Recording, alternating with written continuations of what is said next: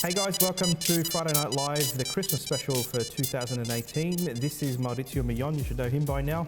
And this is Damien Angelucci. Get straight into it? Let's do it. Let's make it a quick one. That's what she said. This is from Ben from Dover in Tasmania. Hey guys, first, don't make any smart jokes about me, Damo. Really? Asking me not to make jokes. Don't ask. Yeah, you don't ask. You're asking for trouble. Yeah. Have you been to Dover? I've heard you've been to Dover a few times. Yeah. No, don't go there. Ben's a little bitch, Miles. In the last FNL, you showed a red car. What could it be? Is that what I think it is? And if so, why aren't there any pictures of it?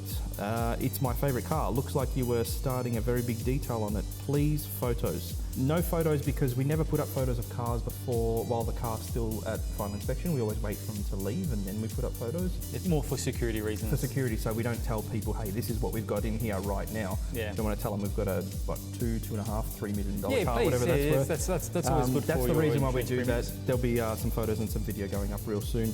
I was going to say in my perfect 10-car garage, but I'm never going to have that kind of cash. Well, in Fantasyland, you can have it whatever you like. Everyone's a winner.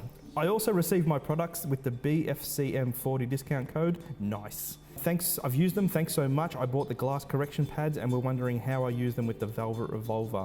You use them exactly the same as you would use them with a rotary polisher, except because the Velvet Revolver doesn't have as much power as the rotary polisher, you want to use a smaller pad. So don't get the 135mm pad, get the 75mm pad, and if you don't have it, get the 75mm optional backing plate for the Velvet Revolver, and that's how you do glass correction.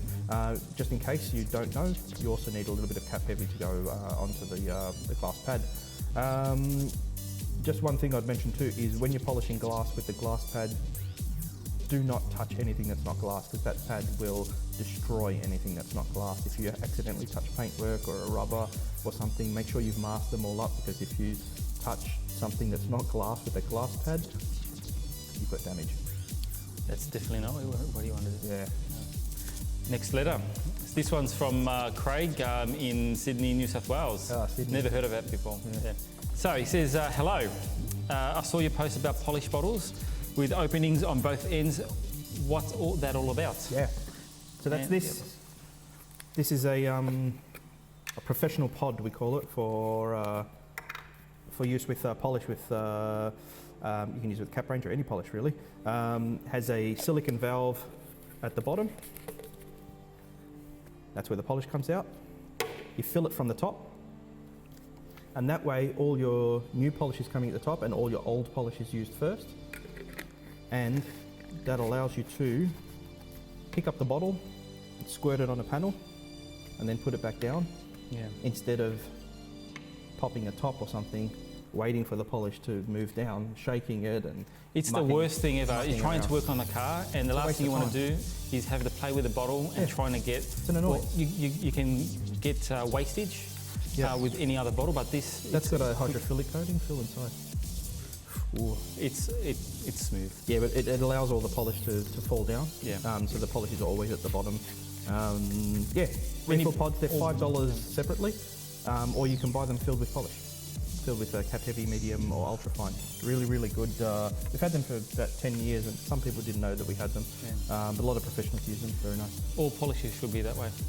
I'm surprised it's not industry. Almost everything should be that way. Yeah, I know. So our next letter is from Raj in Glen Iris, Victoria. You recently talked about not recommending a rotary polisher, but you also say that rotary polishers are the best.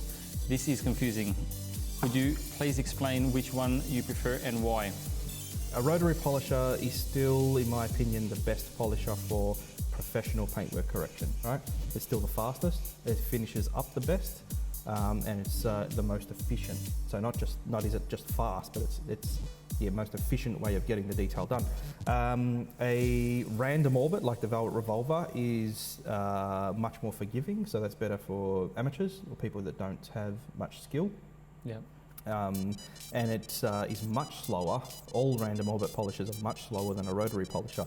So you would choose a rotary polisher which spins around, just the spindle just moves around. It doesn't orbit from center, that's why it's called a rotary polisher. If you want to get the job done as fast as possible, and if you have a very, very high skill level. So if you don't have a very high skill level and you don't want any of the risk associated with a rotary polisher, the high heat build and the risk of burning the paint, then you need to use a random orbit polisher.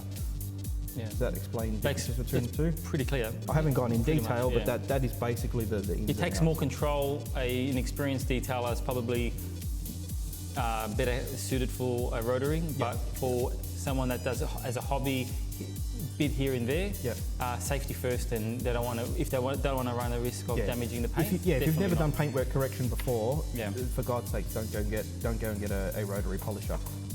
Get it done a little bit more slowly, but get it done more safely with a random orbit, like the Revolver. Yeah, I hope exactly. that helps. I think it does. So the next letter is from Marco in Essendon, Victoria. Could you tell me the difference between Full Metal Jacket at $275 for the 30mm and $55 for the 275mm? Yeah, it's a little bit confusing with Full Metal Jacket because they're two different products, but they have a similar name. So it's Full Metal Jacket paint protection for $275, and that's the kit. Or you can buy the vial on its own for $225. That's the 30mm vial, Full Metal Jacket paint protection.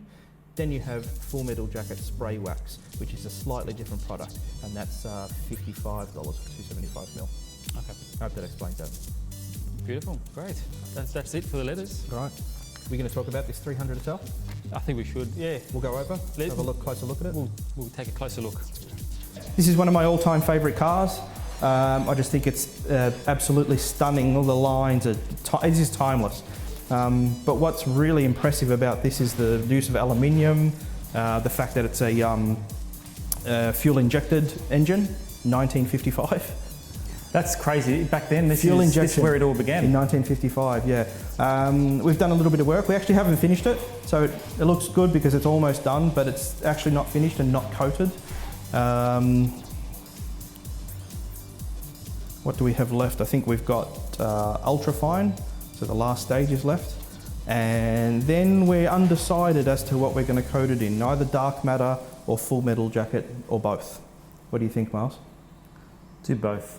I think we do both. Yeah, we'll probably do Full Metal Jacket with a bit of dark matter on the top. But absolutely stunning, stunning car. And if it goes on display, we'll be sure to let you know where it is so you can have a look at it in the flesh. It looks fantastic in person. Yeah. And I think we leave Friday Night Live, the Christmas special there. What do you think, Miles? Let's do that. It's the best time. We've shown the car. That's what the people want. That's it. I hope you've enjoyed Friday Night Live this year. I hope you've enjoyed these episodes. We'll be back with some videos. We're not sure what we're going to do. We're going to do something a little bit different next year, but no more Friday Night Live. But I really hope you've enjoyed and they've been entertaining and informative. We'll see you in 2019. Please have a safe holiday period. See ya. See you guys.